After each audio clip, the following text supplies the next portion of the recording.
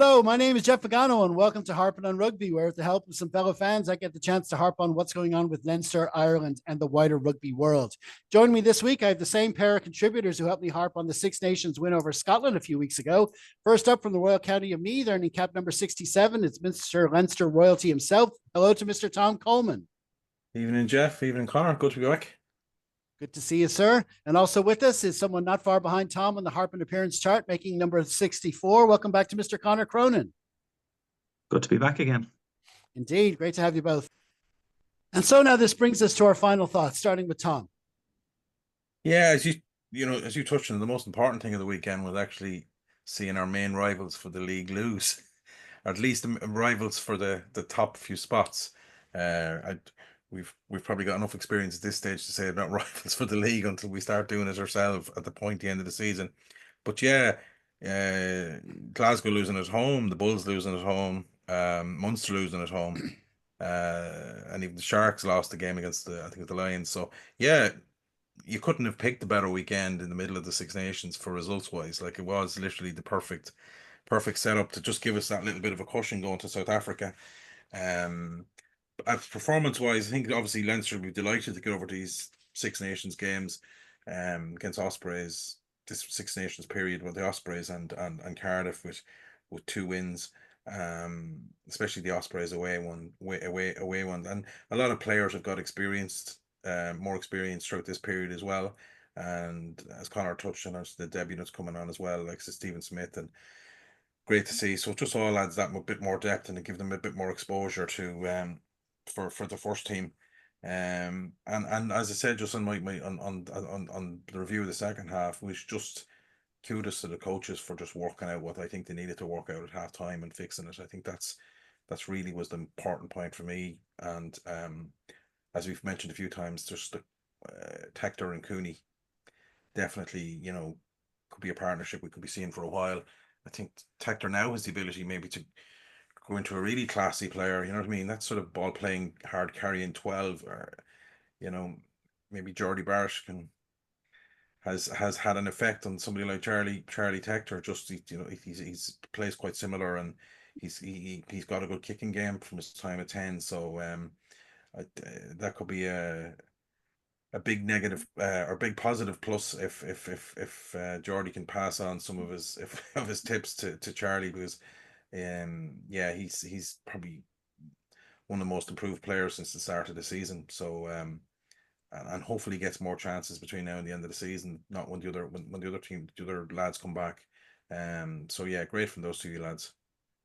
Absolutely. And one little moment I saw as a sort of a highlight from the game, just because these two players have had injury problems. It was, you both talked about these try-saving tackles, you could call them, even the first one, which was in our own half, but this guy was gone if he misses him.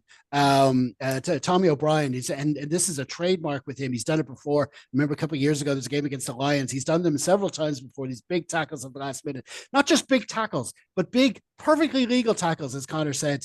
You could run a clinic on those videos with the technique. It's brilliant. And he's had real injury problems over the years. I'd say he'd probably have an Iron cap by now if he didn't have it. So to see him go off, having had that performance under his own steam, fine, running off, no injuries, going off with Rob Russell, who's just back himself from injury, who then goes on to get a try. Just that little exchange there, just that substitution there was a personal highlight for me as well. What are your final thoughts, Connor?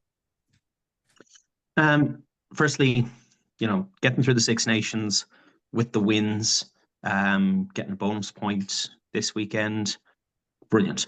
Conceding a bonus point this weekend, I've commented on that. I'm not happy about it, but we still finished 18 points clear. I had a spare ticket to this match, and Kieran Duffy, regular contributor here, he came with me, and we were talking about the idea of, God, is this a Leinster B or a C or whatever label people are putting on it? And he very quickly pointed out, well, even a C is the equivalent of an A in ordinary level.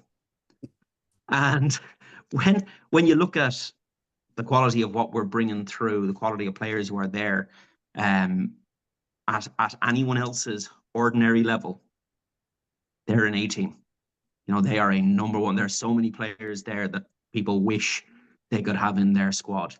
To be able to feature 2 debutants because all those other players have put the work in, to have fellas coming in behind the likes of, you know, Maguire, who's watching Slimani and learning from him.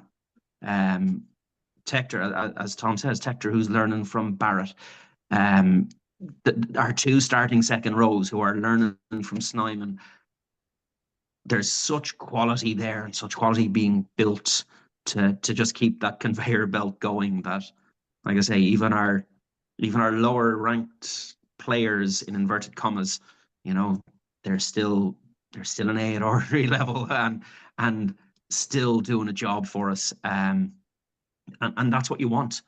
You want those players having that confidence to play like that, having the confidence to say, this is how we tackle and try saving situations.